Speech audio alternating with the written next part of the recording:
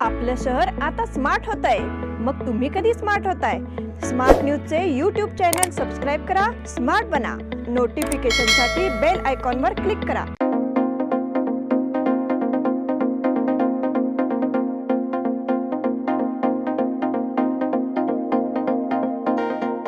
नमस्कार, मैं Omkar Angadi smart plus के आज के समाचार में आपका स्वागत. नजर सबसे पहले सुर्खियों पर.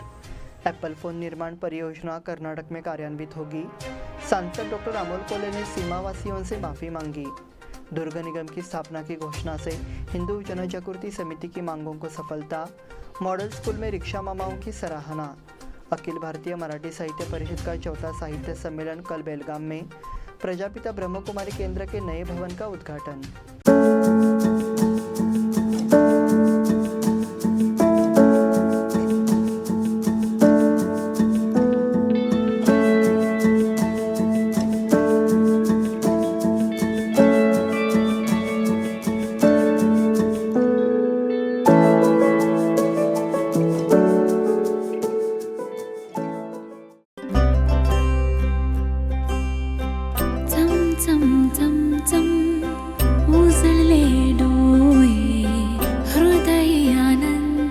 BS Channabasappa and Sons, the textile mall at Tilakwadi, Belagavi.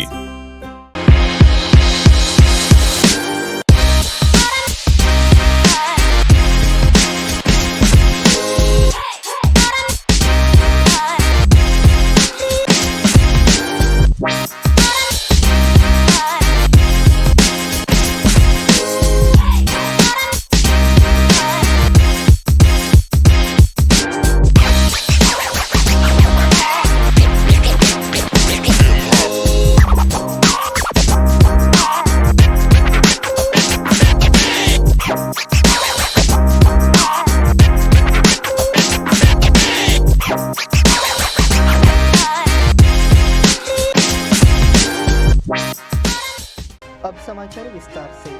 दुनिया भर के अभिजात वर्ग की प्रतिष्ठा का प्रतीक एप्पल फोन जल्द ही में भारत में निर्मित होगा. जानी मानी Apple partner company Foxconn Apple phone के लिए स्पेयर पार्ट्स बनाने के लिए कर्नाटक में एक फैक्ट्री शुरू करने जा रही है और इसमें करीब $700 मिलियन के निवेश की उम्मीद है. केंद्रीय सूचना एवं प्रौद्योगिकी राज्य मंत्री राजीव शेखरन और कर्नाटक के मुख्यमंत्री बसवराज बोम्मई ने शुक्रवार को जानकारी दी कि कर्नाटक में एप्पल की फैक्ट्री शुरू होगी. केंद्रीय राज्य मंत्री राज चंद्रशेखर ने ट्वीट कर बताया कि ये फैक्ट्री बेंगलुरु एयरपोर्ट के पास 300 एकड़ में शुरू की जाएगी.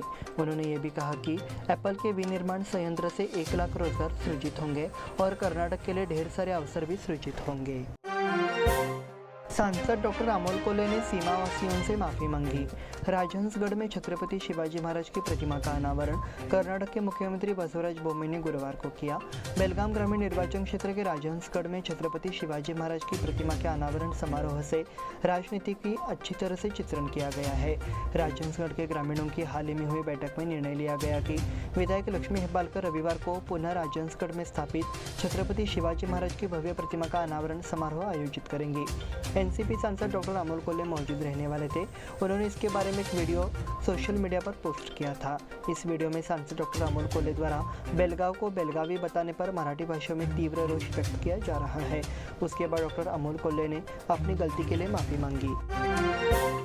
दुर्ग निगम की स्थापना की घोषणा से हिंदू जनजागृति समिति की मांगों को सफलता. महाराष्ट्र के सभी किलों के संरक्षण, सुरक्षा व्यवस्था और अतिक्रमण को हटाने के लिए अगले 3 महीनों में एक स्वतंत्र गढ़ दुर्ग निगम की स्थापना की जाएगी. प्रदेश के पर्यटन, महिला एवं बाल विकास मंत्री मंगल प्रभात लोढ़ा ने आश्वासन दिया कि सभी दुर्गों पर से एक निश्चित समय सीमा तय कर अतिक्रमण हटाया जाएगा तथा बजट सत्र के बाद शेष सभी मांगों को लेकर सभी दुर्गों की बैठक मुख्यमंत्री के साथ स्नेही संगठनों का आयोजन होगा. ये जानकारी उस समय महाराष्ट्र गढ़ दुर्ग रक्षा समिति के समन्वयक श्री सुनील घनवट ने दिया. महाराष्ट्र गढ़ दुर्ग रक्षा समिति की ओर से मुंबई में गढ़ दुर्ग रक्षा महामोर्चा का आयोजन किया गया. मॉडल स्कूल में रिक्शा मामाओं की सराहना. रिक्शा मामा या बच्चों और माता पिता के लिए स्कूली जीवन का एक महत्वपूर्ण पहलू है. निश्चय ही विद्यालय की दृष्टि से रिक्शा चालकों का योगदान भी अमूल्य है. इस बात को ध्यान में रखते हुए बीई सोसाइटी द्वारा संचालित मॉडल इंग्लिश स्कूल ने रिक्शा चालकों का समुचित सम्मान करने का निर्णय लिया.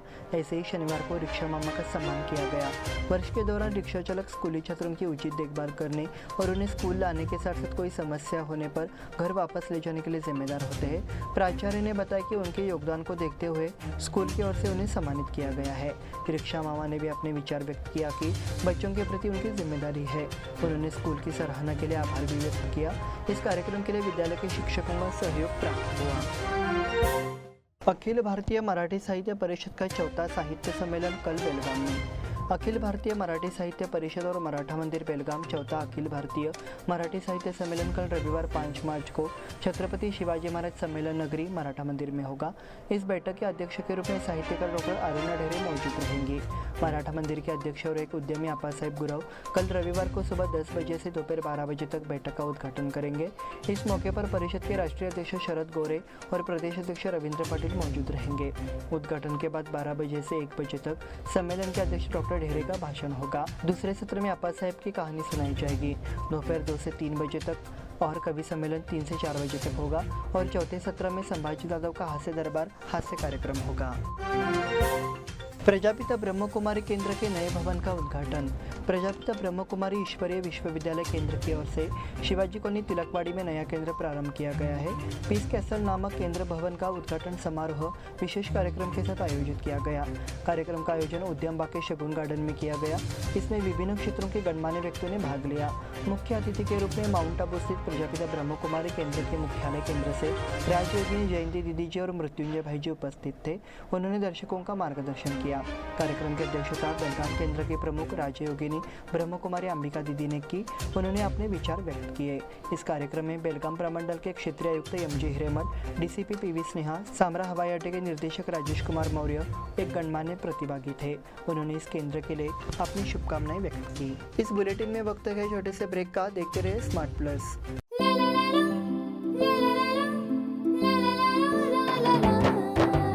जले दीप अंगना में होगी रोशन दुनिया, पलकों तले छा जाए चांद तारों का साया। रंगोली में खिले रंग खुशियों की भी तरानी, तन मन झिलमिल जाए हर पल होंगी सुहानी।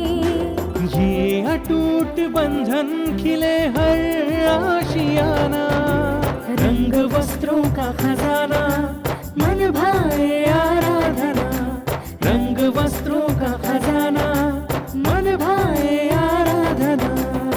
आराधना मारुति गली बेलगाम। मन भाए आराधना।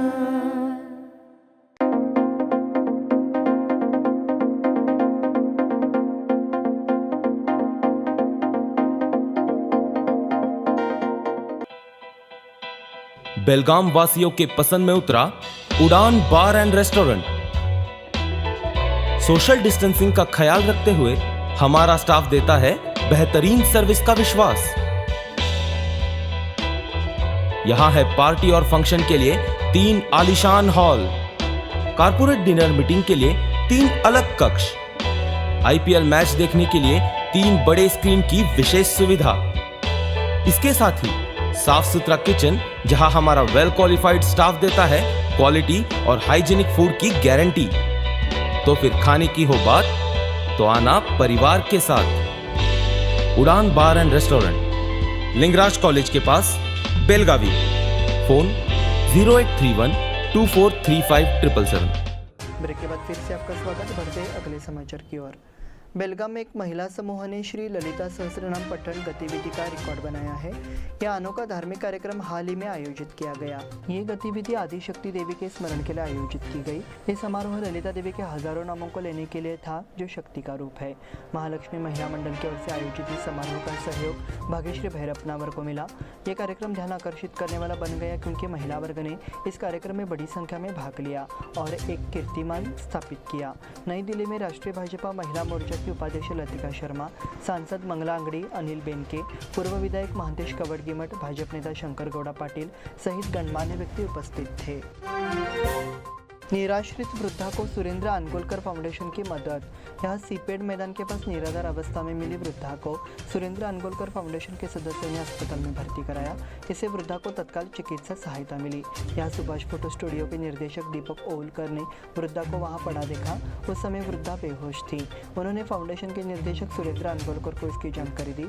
फाउंडेशन के सदस्यों ने उस स्थान पर आने और वृद्ध व्यक्ति को अस्पताल में भर्ती कराने का फैसला किया।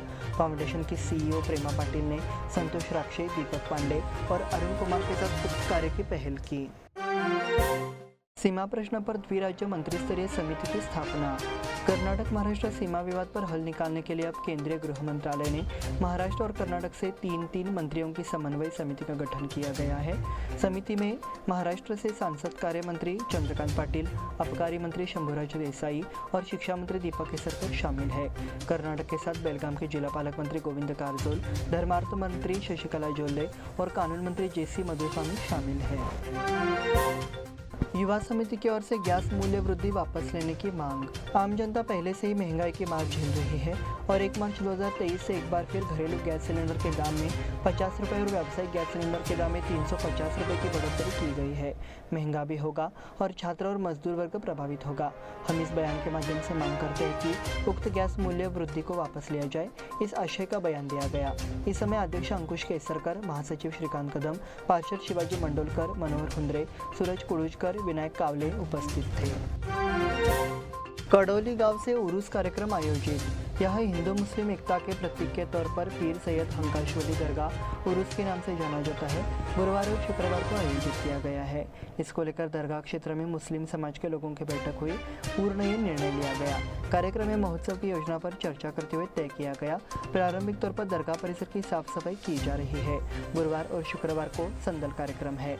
इस अवसर पर मुस्लिम समाज के अध्यक्ष मकसूद पठान, खाजा बानेदार, अब्दुल पठान, हारून पठान, अब्बास धामणेकर आदि मौजूद रहे। बाघ परिवार की ओर से मराठी भाषा दिवस समारोह। बाघ परिवार समूह द्वारा हाल ही में सैन्य महादेव मंदिर उद्यान में मराठी भाषा दिवस मनाया गया।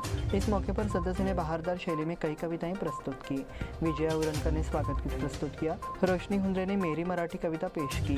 फिर अस्मिता आलतेकर, अंजली देशपांडे, विजया उरणकर, अशोक सुतार, आरती पाटील, स्मिता किलेकर, अस्मिता देशपांडे, मनीषा नाडगौडा, अपर्णा पाटील, गुरुनाथ किरमटे, भरत गावडे, शीतल पाटील, चंद्रशेखर गायकवाड़ आदि ने अपनी कविताओं का प्रदर्शन किया। दिलीप सावंत ने लेखाजोखा प्रस्तुत किया। संचालन निकिता भाड़कुंबे ने किया। मधु पाटिल ने धन्यवाद ज्ञापित किया।